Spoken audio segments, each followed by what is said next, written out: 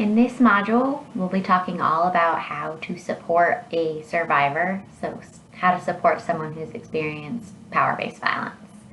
The most recent campus climate survey at Tennessee Tech was done in the spring, so the spring of 2020, excuse me. And some of the questions that we ask all about how you feel as a student, if you think things will be taken seriously here, if folks do have experience, or have experienced power-based violence. There's a bunch of different questions, but one of the things that we found from that campus climate survey is that when folks at Tennessee Tech have experienced any form of power-based violence, the first person they tell is not a professional. It's not the counseling center, it's not Project Awaken, it's not their faculty member, it's their friend. The first person they tell is you all. And so it is so important for all of us as human beings to be prepared to support each other through things. And so it's really important that we have a conversation about what can you do if a friend or a loved one ever tells you that they've experienced something like this, okay? So if someone tells you that they have been victimized, it's first and foremost important to really support them. And these are some of the things that I would say to do to support your friend. So first and foremost, I'd encourage you to believe them. Throughout these modules, we have talked about how it's really uncommon for folks to lie about experiencing power-based violence. 92 to 98% of the time, if someone says they've experienced something like this, they're telling the truth. So I encourage you to start by believing. Now, this does not mean that you go and find the person who they are saying hurt them and beat the crap out of them. Although, if you're like me, you might feel like you want to do that. Instead, this means that you start from a place of being non-judgmental. It means you don't ask them questions like, well, what were you wearing? What were you drinking? Who did it? Why didn't you tell me sooner? It means you start from a really non-judgmental place, and maybe you say something at the end like, I am so sorry that happened, and I'm really glad you told me. Even just something simple like that has already communicated to them that you're going to be there for them, and then you're not saying it's their fault that it happened to them, because they might really be blaming themselves, okay? The next thing I'd recommend is for you to just listen, to shut up and to listen. You might be tempted to want to ask a million questions, but all of those questions might make them feel blamed or judged, or even just really overwhelmed. So it's a lot better to just sit and let them tell you what they feel comfortable telling you, because they also might not want to tell you every single detail, and that's okay. The next thing I'd recommend is that you give them choices whenever possible. So we talked about how power-based violence is all about power and control, and no one chooses to be victimized. So they have their choice taken away. So one of the things you can do to help is to give them power and control back. And that can be done through little choices. So it could be, do you want to go to Burger King or McDonald's? It could be, do you want a Coke or a Pepsi?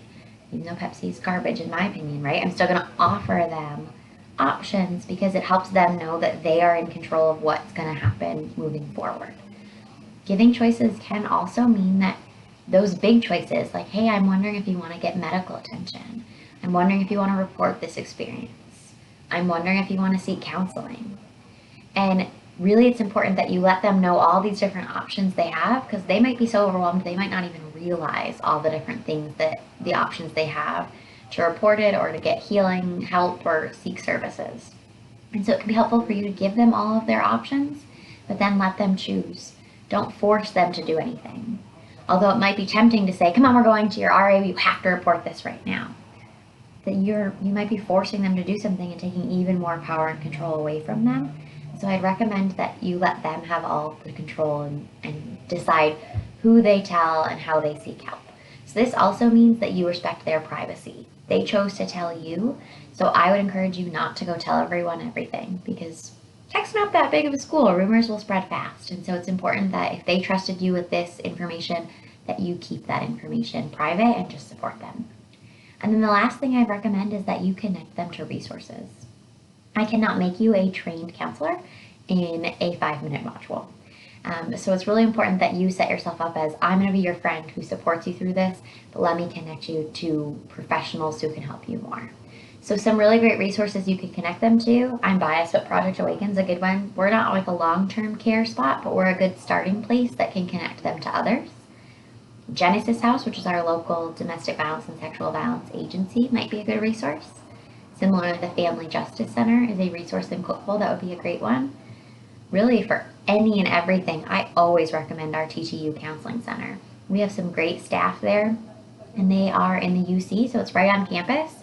And they're also doing telehealth, so if folks, to keep everybody safe, and you can do it from the comfort of your own room or your dorm room. And it's completely free. And the Counseling Center also has a 24/7 hotline number, so I encourage you to give them all of those resources so that they can choose who they want to talk to.